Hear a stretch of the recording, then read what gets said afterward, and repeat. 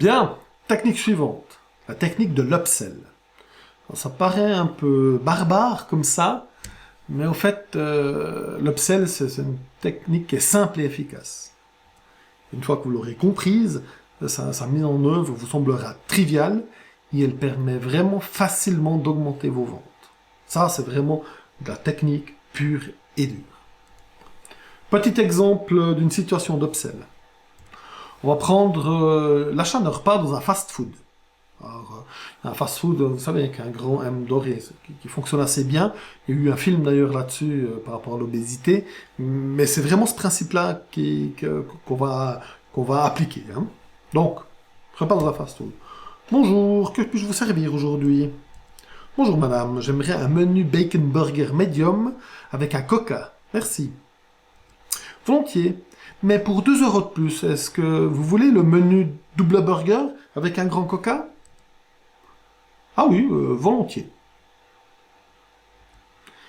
Vous l'avez compris, l'upsell, c'est vraiment proposer le produit supérieur en taille ou en quantité. Vraiment, c'est simple et efficace. Mais pour l'upsell, il y a 2 règles. Tout d'abord, le produit supérieur doit avoir une valeur pour le client. Juste proposer un burger, on va dire, avec une tranche de salade en plus pour 2 €, il va pas prendre. Il faut vraiment qu'il ressente une valeur supérieure. Ensuite, le client est rarement prêt à payer 25% plus cher le produit proposé. Donc il faut faire attention à ça. Maintenant, l'upsell, c'est quelque chose qui est vraiment efficace. 60 à 70% des clients achèteront le produit supérieur. Ça peut par exemple être, et moi c'est typiquement les situations dans lesquelles moi je l'applique, par exemple quand je travaille dans la vente, quand je teste des techniques dans une brasserie artisanale, il y a des emballages de 4. Moi systématiquement aux gens, je leur propose un emballage de 6. Quand ils ont l'emballage de 6, je leur propose un emballage de 10. Et souvent, ils acceptent et souvent ils remplissent. Ils n'aiment pas laisser des emplacements vides, même qu'ils peuvent choisir. Donc, vous avez vu, donc passer de 4 à 6 bières artisanales, c'est quand même un tiers de plus. Donc, juste en leur proposant un emballage plus grand. Donc, c'est quand même quelque chose qui est très efficace. Maintenant, on peut aussi voir l'upsell un peu sous une autre forme. Hein. On peut, par exemple, d'entrée de jeu, proposer une gamme. Hein. Donc, c'est typiquement ce que font le fast-food, vous savez, avec ce M doré là. C'est typiquement ce qu'ils font. C'est clairement l'afficher d'entrée de jeu. Après, il faut juste se rendre compte que par réflexe, l'humain aura tendance à prendre le choix du milieu. Nouveau, c'est quelque chose qu'on peut utiliser, parce qu'on peut faire un choix du milieu qui est le plus intéressant pour nous, et un choix petit qu'on sait qu'il ne va pas prendre, et un choix plus grand que certains vont prendre. Rien ne nous empêche qu'au moment de la vente, du choix du milieu, d'y proposer le choix plus grand, ou du plus petit, je proposais le choix plus grand. Hein. Vraiment, c'est pas un souci.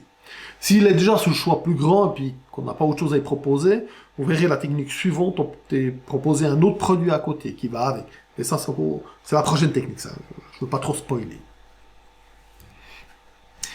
Maintenant, il y a une variante dans la proposition d'une gamme de produits. Alors attention, là, on n'est plus dans le réflexe de l'upsell de prendre le produit supérieur pour un petit prix de plus. Hein. Là, c'est vraiment quand la proportion de Pareto rentre dans le choix d'une gamme. Là, par exemple, je prends le cas d'un choix de guitare. Une guitare qui est fabriquée par un luthier qui a différentes finitions, différentes déclinaisons. On va dire, il y a la guitare standard, il y a la guitare du pauvre et la guitare grand luxe. Encore une fois, les différences de prix sont assez énormes. Donc, c'est pas de l'upsell, hein, parce que on a vu, hein, la limite des 25%, là, elle n'est pas respectée. Mais nouveau, c'est une déclinaison d'une gamme. C'est pour ça que je vous le raconte ici. 80% des clients, c'est ce que dit la loi de Pareto, prendront le choix du milieu. Mais il y aura 20% des gens, donc qui ne seront pas sous la fameuse cloche de Gauss, hein, dans les courbes statistiques, donc qui vont pas prendre ce choix du milieu, qui vont prendre ceux qui n'ont pas les moyens, ils vont se dire « Ah, ben, je peux pas prendre la guitare du milieu, mais par contre, je vais prendre la guitare moins chère. » Parce que c'est une solution. Et il y a les gens qui ont les moyens, et qui eux vont se dire « Ah ben, Non, moi je ne vais pas prendre le choix standard. Moi je peux me permettre le choix supérieur. Encore une fois, les gens qui prendront moins coûteux, ils vont faire ce choix par opposition à dire ah non, je ne peux pas me le permettre. Donc ça leur permet quand même de vendre à ces personnes-là.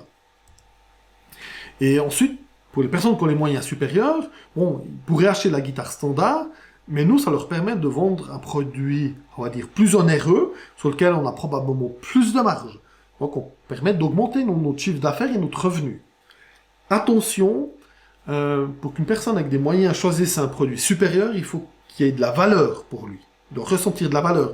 Encore une fois, hein, c'est comme je disais avant, avec juste une tranche de salade en plus pour 2 €, ça intéresse personne. Hein. Donc clairement, il faut qu'il y ait des choses en plus qui apportent de la valeur à l'acheteur. Encore une fois, c'est pas de l'upsell, mais avoir une gamme est toujours intéressant. Le levier psychologique, là derrière. L'humain est un chasseur. Hein, donc la version moderne de ça, c'est qu'on va faire des magasins et on ramène des choses qu'on n'a pas besoin. Donc l'humain aime chasser. Et il aime bien ramener un trophée. Et s'il peut ramener un trophée plus grand avec juste un petit peu plus d'effort, il le fait. Ensuite, l'humain fait pas vraiment attention aux petits efforts. Encore une fois, 2 € de plus, il s'en fout. 2 €, 2 francs, 2 $, hein, principe est le même. Du moment que ça représente qu'une toute petite chose, ça lui est égal. Bon, qu'est-ce qu'on a appris? Donc les points structurants de ce chapitre. On a vu que l'upsell était une technique très facile à mettre en œuvre. On a vu que c'est une technique qui est efficace et que même avoir une gamme, même si c'est pas que pour l'upsell, c'est quelque chose qui est vraiment intéressant et important. Tâche à réaliser pour ce chapitre. Donc ce que je vais vous demander de faire, c'est d'analyser vos produits et chercher ceux qui peuvent représenter une gamme. Cherchez les produits qui existent en plusieurs tailles et donc que vous savez, vous pouvez faire du upsell dessus. Oui, bonjour, j'aimerais une bouteille de cette bouteille de vin. Nous l'avons Magnum aussi. Bon, probablement pas les mêmes prix, mais par exemple, ça peut être pour du pain, ça peut être pour différentes choses. C'est vraiment être conscient qu'il y a une gamme, conscient qu'on peut, sur ces produits-là, proposer une taille supérieure ou une quantité supérieure. Ensuite, évidemment, il faut le communiquer au personnel si vous en avez. Ce que je viens de vous expliquer fait partie d'une formation plus complète, qui présente encore plus d'éléments. Vous trouvez son lien dans la description juste en dessous. Allez voir le contenu de cette formation et regardez si ça correspond à vous ou non, si ça peut vous être utile ou pas. Encore une fois, vous l'avez vu, hein, ce que je vous ai présenté là fonctionne en tant que tel. Donc vous n'avez pas besoin d'aller voir la formation pour mettre en place ce que vous venez de voir. Par contre, si vous cherchez à aller un peu plus loin, ça sera utile de suivre la formation qui est à des prix tout à fait abordables. Donc n'hésitez pas à les voir. Encore une fois, le lien est en dessous dans la description. Et en attendant, je vous conseille vraiment de vous abonner à la chaîne et de mettre la petite cloche, comme ça vous serez averti la prochaine fois que je fais des vidéos. Allez, bonne journée et merci.